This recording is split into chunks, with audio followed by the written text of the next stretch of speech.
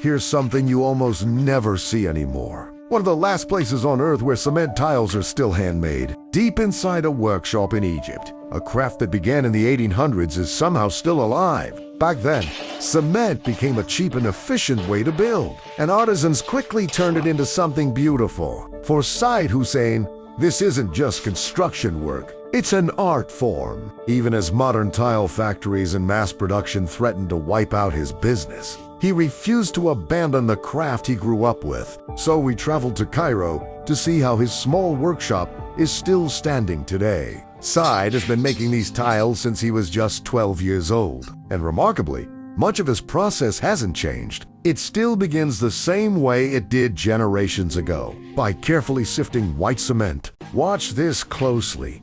That's where the magic truly begins. Imagine powder turning into color, and color transforming into art. Once the cement is sifted into a fine powder, our friend Said starts mixing in pigments, carefully adjusting the proportions until the shade suits him. He's really good at working with colors. Next up is water. Said pours each color into its own section of the mold. Using metal stencils that he's been using for more than 35 years, he moves slowly, steadily, and with incredible precision, tracing every tiny detail. For some designs, he just skips the stencil and paints the pattern freehand.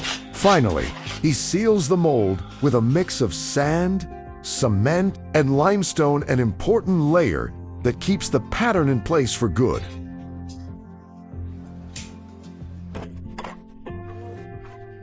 Watch this closely. In seconds, pure pressure turns wet cement into stone. Once the design is locked in place, Said slides the mold into a hydraulic press. The machine clamps down with immense force, compressing the layers until the cement solidifies within moments. It's a technique Said learned from his father, who once worked in a small tile shop owned by Greek immigrants. But this craft didn't start in Egypt alone. Its roots stretch across Europe. During the 1800s, factories began appearing in countries like the United Kingdom and France. Soon after, cement was discovered to be a cheap and efficient building material. And in Belgium, the industry exploded after World War I.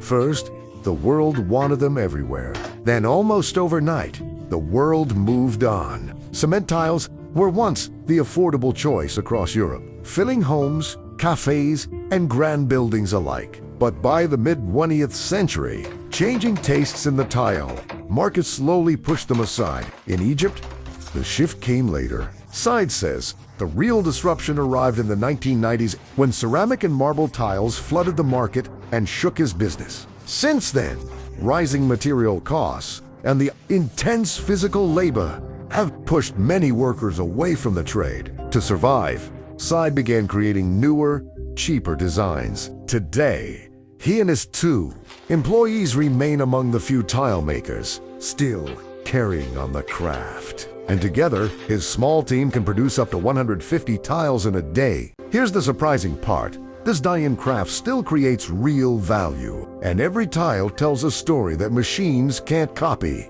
In just one day, Said and his small team can produce up to 150 chilas by 100. Each square meter sells for around 500 Egyptian pounds, roughly $31. It may not sound like much in today's fast-moving construction industry, but every tile carries hours of patience, precision, and decades of experience. But for Said, the money has never been the real reward. For more than 40 years, he has opened his workshop to young craftsmen, offering free apprenticeships to anyone willing to learn the traditional process. Many come curious. Few stay long enough to master the work. The materials are heavy. The process is slow, and the world outside prefers faster, cheaper options. Yet Said keeps going, because to him, this isn't just a business. It's history pressed into stone. And as long as even one person is willing to learn, this art will survive. If you enjoyed discovering the hidden stories behind money, craft, and real-world value, subscribe to the Money Team for more powerful stories like this. Ever walked into an old building and noticed something strange? A floor installed more than a century ago still looks solid, while a brand new one already shows scratches. So, here's the real question. Did we actually improve cement tiles over time, or did we sacrifice quality for speed? To answer that, we need to go back to the mid-1800s. Around that time, craftsmen in Europe began experimenting with a new material, Portland cement. Instead of firing tiles in a kiln like ceramics, they developed a different method. They poured colored cement into metal molds, added layers of sand and cement, and compressed everything using a powerful hydraulic press. What made these tiles special was the design itself. The patterns weren't just printed on the surface. They were embedded directly into the tile. That meant, even after decades of wear, the colors and patterns would still remain visible. And that's exactly why many cement tiles installed in homes and public buildings over 100 years ago are still intact today. But there was one major downside. The process was slow. Every tile had to be crafted carefully by hand.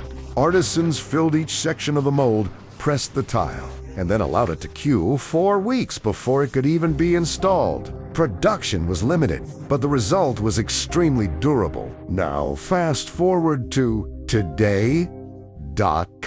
Modern factories have transformed the way cement tiles are made. Automated mixers, advanced molds, and hyperwood hydraulic presses allow manufacturers to produce thousands of tiles in a single day. Consistency is higher, production costs are lower, and large construction projects can be completed much faster. From a business perspective, modern manufacturing wins but speed sometimes comes with trade-offs. Many older cement tiles were made with thicker pigment layers and denser cement mixtures because durability was the priority. In contrast, some modern tiles reduce material thickness to cut costs and increase production. That's why many architects and restoration experts still admire antique cement tiles. They were built to last for generations. So which one is actually better? Ancient cement tiles dominate when it comes to craftsmanship and long-term durability.